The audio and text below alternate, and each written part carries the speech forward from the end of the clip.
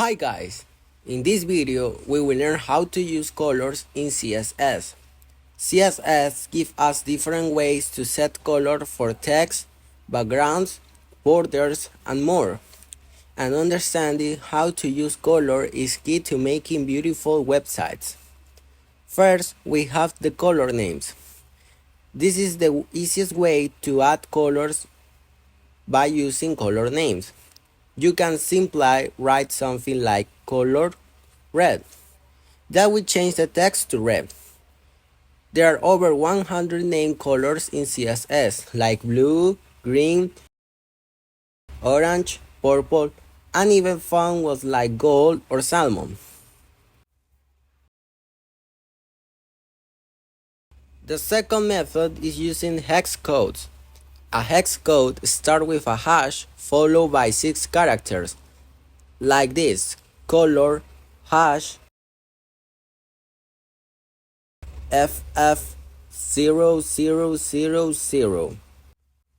This also gives you red, but with exact control. 3. We have the RGB format. Another method is RGB, which stands for red, green, and blue. It's a digital color code. You write it like this: color, RGB. In parentheses, we write the sequence of numbers that we want, from 0 to 255. RGB is great when you want to dynamically change color values, especially with JavaScript or animation. When do we have to use them? Names are fast and simple.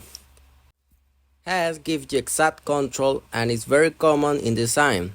And RGB is great for dynamic or calculate colors. So here is a code that we are going to try to apply all 3 formats and let you viewers see the difference.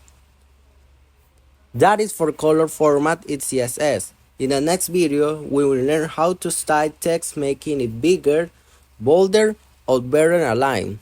See you there! And just because in the course we are going to try to use the hex code for the color. And now goodbye.